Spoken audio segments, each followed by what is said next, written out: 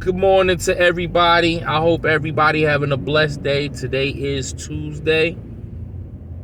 We gonna talk about the Cowboys, man. This is what we gonna do.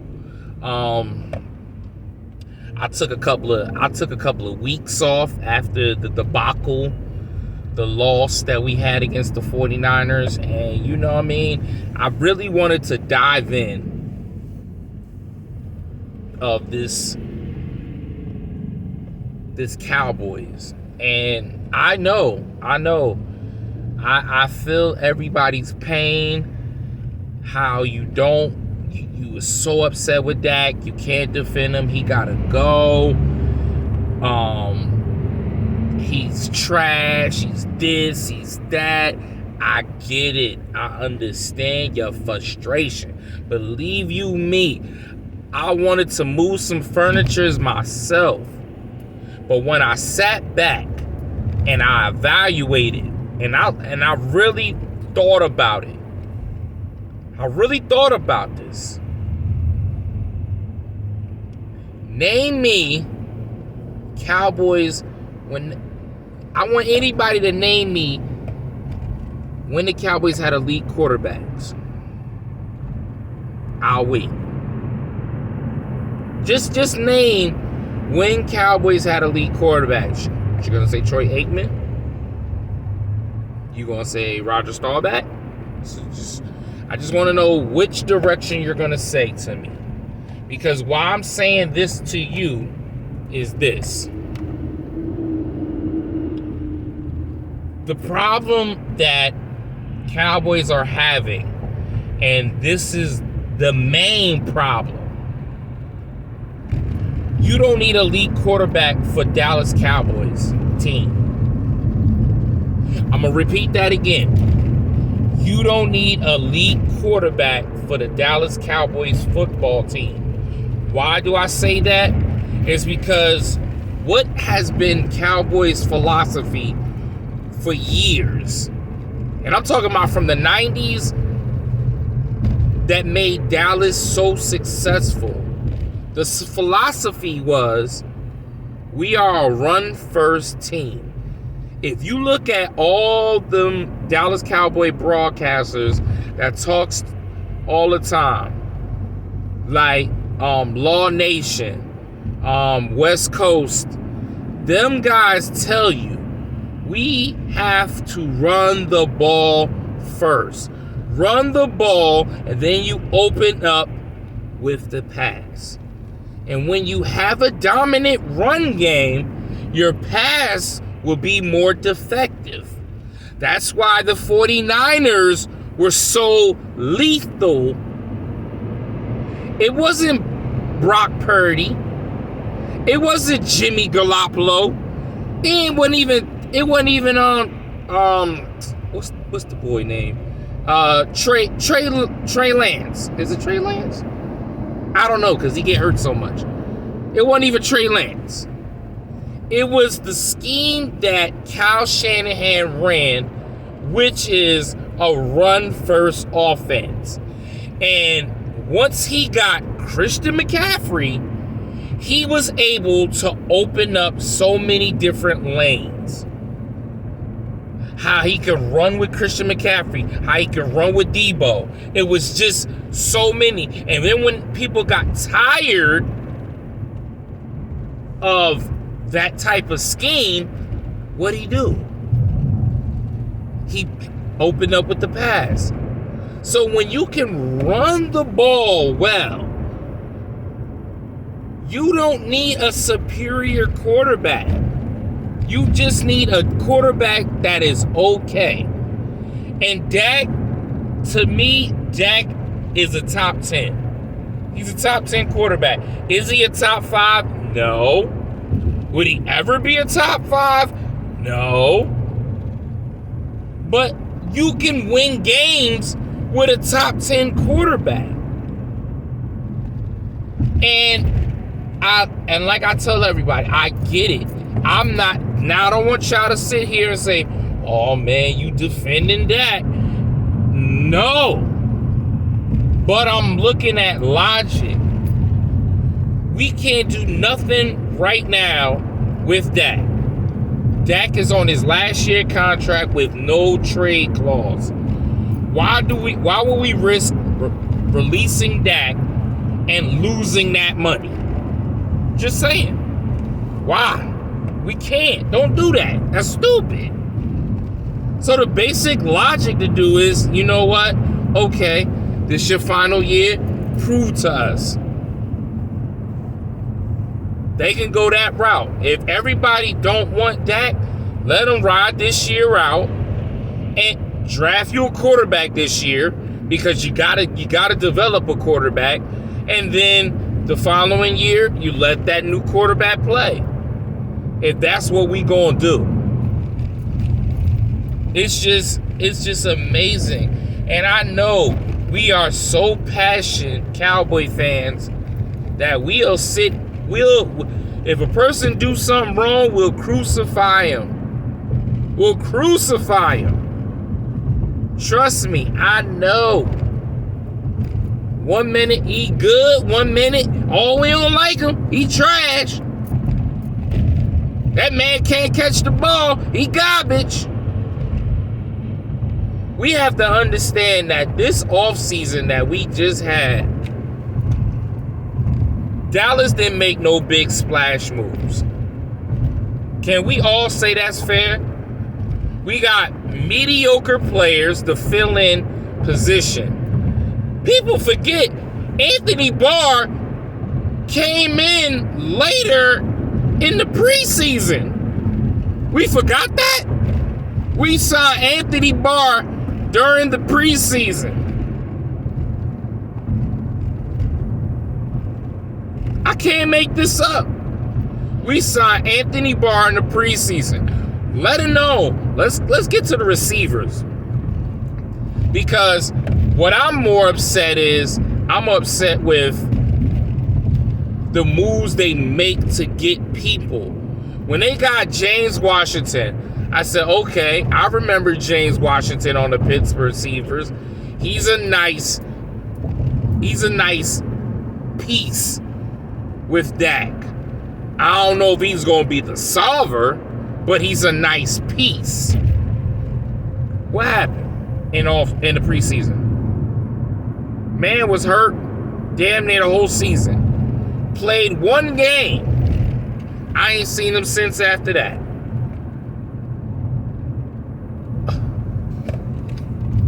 I can't make this up, y'all. I can't make this up. Y'all want me to go further? Okay, let's go even further. How about the time we draft a receiver this year? Tolbert. Boy couldn't even get on the field if he even tried.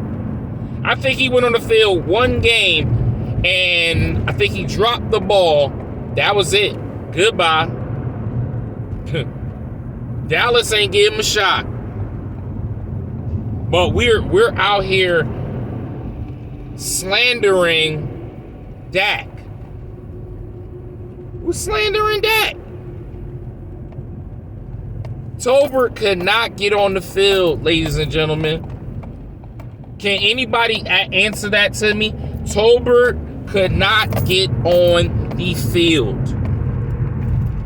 We draft him.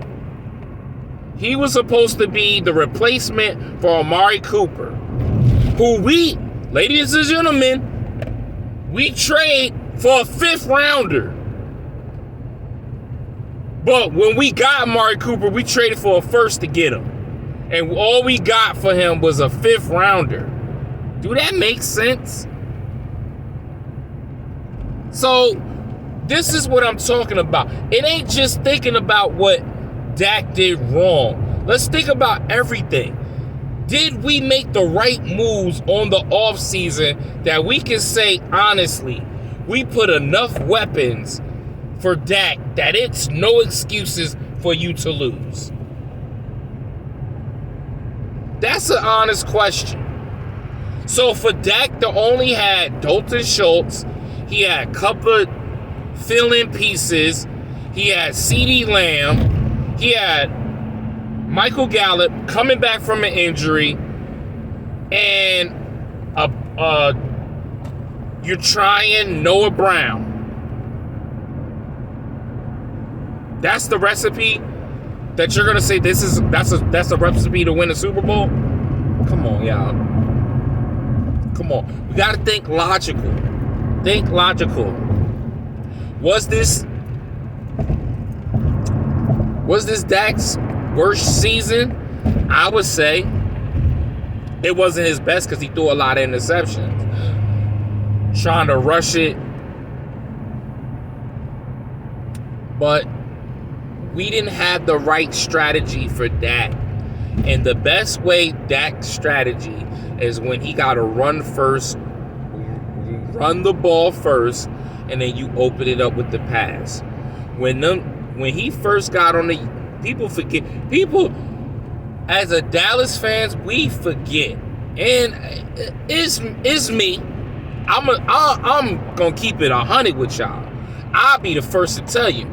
We forget that first year when Dak came on the team, when Tony Romo got hurt, and he had to go in, and nobody expected him to do that good. Nobody. I remember watching the draft. I said, yo, we got to draft a quarterback to put a fire on the Tony Romo's ass. Looking at the draft, I see this guy, Dak Prescott from Mississippi State. I said, okay, I like it. Because I already was looking, preview for the draft, that they was looking at this quarterback, and they were saying, Dak Prescott from Mississippi. They like this quarterback. He came in. So when they drafted Dak Prescott, now, I want people, when you comment on my page, let me know if I'm bugging. Tony Romo was the starter. Dak came in preseason. Everybody remember this now. Remember this preseason game. Tony Romo goes down. Oh man, here we go again. Tony Romo can't get right, can't stay healthy, can't do this. This guy, Dakota Prescott, comes in. We're like, Dakota Prescott? Who's this guy? He comes in the game. He was not that bad.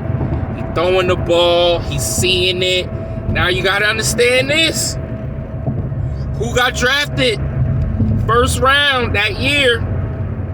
Ezekiel Elliott, running back. So you see where I'm going with this, ladies and gentlemen? Dak Prescott has to have a running back to balance him out as the quarterback. When he can have somebody that he can hand off the ball, let him run, throw the screen, because this year we ain't throwing out a drop of screen. Those are the elements that makes Dak Prescott work. And we neglect to forget that. But remember, he had a Jason Garrett as the coach. He had to switch off from Jason Garrett and went to a Mike McCarthy. And him and Mike McCarthy had to coexist. It's certain things that we have to put in perspective. Ladies and gentlemen, I get it, but this is what I'm saying. Let's actually, for once, put the right pieces with Dak Prescott. My prediction, this last year of his contract, let's go for it. Let's get some receivers. Let's go draft a receiver. Let's go draft a running back. If we don't draft a receiver, I want us to do something in free agency, because we hardly don't do nothing in free agency. We just do fill-ins. You do fill-ins. Fill-ins is only gonna get you a decent record. If you want the Super Bowl bad enough, you got to go get players. I see a lot of people saying, "Oh, let's go get Hopkins, DeAndre Hopkins." I'm not appalled to it, but what is that going to take to get Hopkins?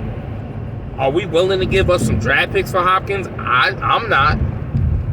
I think every draft pick we draft need to be a home run hitter. We need a cornerback. I don't think we signed an Anthony Brown after that major injury. We need a cornerback. Situation with the safety, we got to make sure our safety right. We need a D tackle. We need an offensive lineman. Tyron Smith is getting old. We need to make sure our line is solid. We keep looking. Every time we draft a lineman, it pays off for us. When Dallas drafts an offensive lineman, it pays off. Everybody look at us like, why we get that? We should have got that. But just you're solidifying your line. You're solidifying it. I don't know if you're going to re-sign Terrence Steele. I don't know. You should. You should. Then that'll help you out. If you're going to re-sign Jason Peters, that's not bad for a backup. Because then now you don't have to worry if Tyron Smith goes down. Oh my God, the season's over. You see the rookie, Tyler Smith, he did very well. But I like him at tackle. I don't like him at guard. I know we said we trying to use him at guard. I prefer him at offensive tackle. But it's good to have him that he can float on the line. You know, the situation with Zeke Elliott, honestly, truthfully, I think Zeke is done. I think they're gonna part ways with him. Even though he talking about taking less money, I see them parting ways with Zeke. And if that's the case, you better get an elite running back. You better go get Bijan Robinson. You better get the brother from Texas. And if you get him, because you already promoted the guy as offensive coordinator, Brian Scott Mileheimer. If I'm saying it wrong, I apologize. He is known, and he had 2 good seasons with the Seattle, and he's the run type offense. He runs the ball. When you remember when Seattle had Russell Wilson and they had Carson in the back. Now Tony Pollard is way better than Carson, and I know we all can agree on that. We all can agree on that. You gotta run the ball. If we don't run the ball first, that's how we open up with the pass. But yet and still, even though we got this offensive coordinator, this don't change that we still got to get some more weapons for Dak Prescott. Are we going to really pay Dalton Schultz the big money? Because that's what's going to happen. If we pay money to Dalton Schultz, he's going to be the highest paid tight end over Travis Kelce. Let that sink in. Don't get me wrong. I like Dalton Schultz, but I don't think he's worth more than Travis Kelce. So let me know how y'all feel. I'm sorry. I had to get that off my chest, Cowboy fans. You know what I'm saying? Because we have to put our emotions and facts aside. And I might have said that crazy, but us as Cowboy fans, we love hard. If anybody understand that, I might have said that perfectly. We are a ride or die Cowboy fan. We bleed our team. We are the most hated and most loved team in the nation. That is a fact. That is a fact. If you don't think I have read one time that they said the Miami Dolphins was the most hated NFL team. I don't believe that. I think it's the Cowboys. Because I'm going to tell you this. Here's another factor that everybody gets mad at Dak.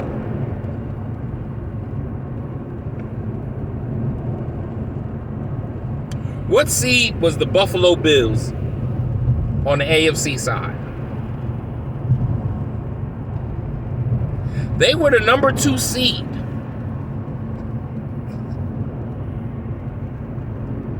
They were the number 2 seed. What happened when they faced Joe Burrow? They got obliterated. And here's the icing on the cake. It was snowing, and they're used to snow. Trust me. I used to live in Rochester, New York. It snows all the time in Buffalo. That game should have been a cakewalk for them. Josh Allen couldn't do it. But people has said Josh Allen was a top 5 quarterback. Are you still saying he's that?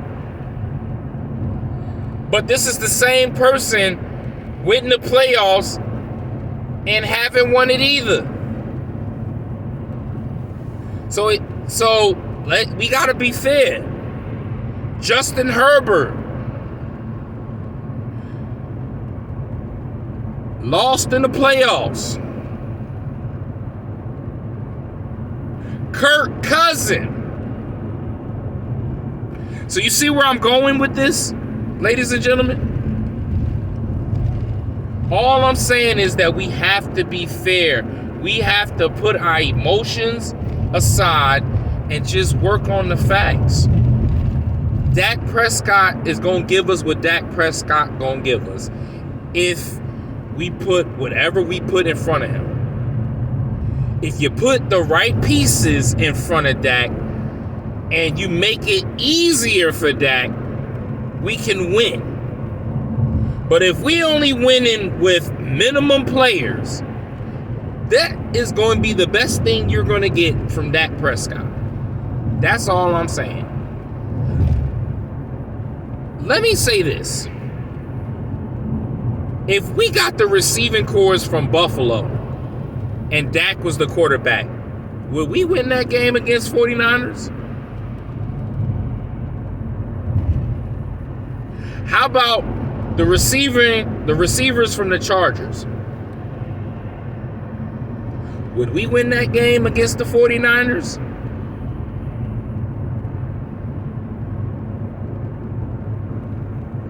I mean, it's just, this is what I'm saying. It's the logic. Would we win that if we had them weapons? You got Keenan Allen. Come on. When you only got CeeDee Lamb and a recovering Michael Gallup and a Noah Brown, that 3 receivers wasn't even top 10 receiving core. Come on now. Come on, let's be fair. Let's be fair. But you know what? I'm going to let y'all think about it. I'm going to let it simmer. Because I'm ready to read comments about what I said. I'm ready to read comments. Anyway, this your boy, LG Grown. We'll be back. I am going to post a video about the breaking news with Kyrie Irving going to the Mavericks. So y'all stay tuned. We will talk about that. But Cowboy fans, I love y'all. Y'all stay blessed. Peace.